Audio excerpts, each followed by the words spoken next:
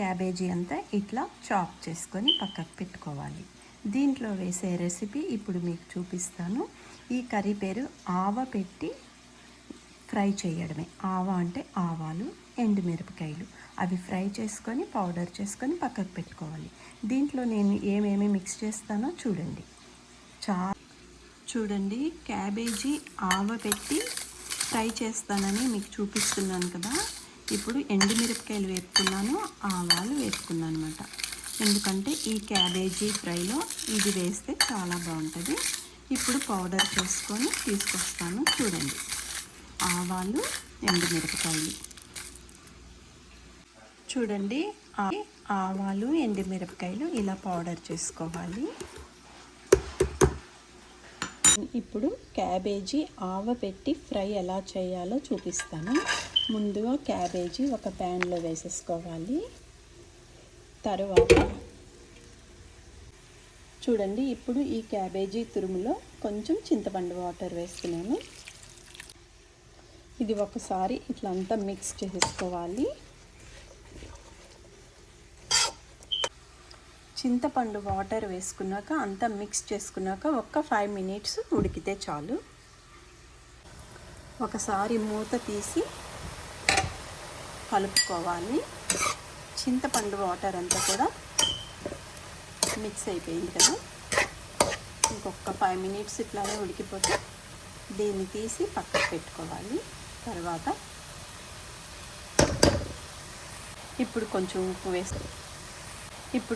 ఉప్పు వేసుకోవాలి. చూడండి, ఇప్పుడు ఉప్పు వేసాను కదా, ఒకసారి అంతా శుభ్రంగా కలిపేసుకోవాలి. చూడండి, క్యాబేజీ అంతా ఇట్లా ఉడకబెట్టుకొని పక్కకు పెట్టేసుకోవాలి. చూడండి, క్యాబేజీ ఆవ పెట్టి ఫ్రై ఆవ.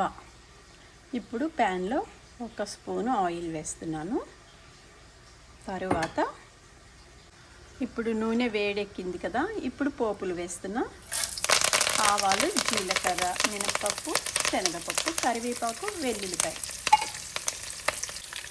చూడండి, ఆవ పెట్టే క్యాబేజీ ఫ్రైకి కొంచెం ఇంగువ కూడా వేయాలి. చూడండి, పోపులన్నీ ఒకసారి ఇట్లా కలిపి వేపుకోవాలి అన్నమాట. తర్వాత దీంట్లో చూడండి, పోపులన్నీ వేగిపోయాయి. ఇప్పుడు పచ్చిమిరపకాయ, ఉల్లిపాయ ముక్కలు కొంచెం అట్లా ఇట్లా మరీ వేగనవసరం లేదు. క్యాబేజ్ వేస్తున్నాను. చింతపండు వేసి ఉడకబెట్టాను కదా, అది వేస్తున్నా. ఒకసారి అట్లా ఇట్లా కలిపేసుకోవాలి. చూడండి, ఇందాక నేను వేపుకున్న ఆవాలు, ఎండుమిరపకాయలు పొడి వేస్తున్నాను. దీన్నే అంటారు ఆవ పెట్టి వేపడం క్యాబేజీ. చాలా టేస్టీగా ఉంటుంది. ఎందుకంటే కొంచెం క్యాబేజీలో ఇందాక చింతపండు వేసి ఉడకబెట్టే కదా, ఈ పౌడర్ వేస్తే ఆ ఫ్లేవర్ చాలా బాగుంటుంది. చూడండి, ఫ్రై రెడీ అయిపోయింది. క్యాబేజీ ఫ్రై, క్యాబేజీ ఆవ పెట్టి ఫ్రై.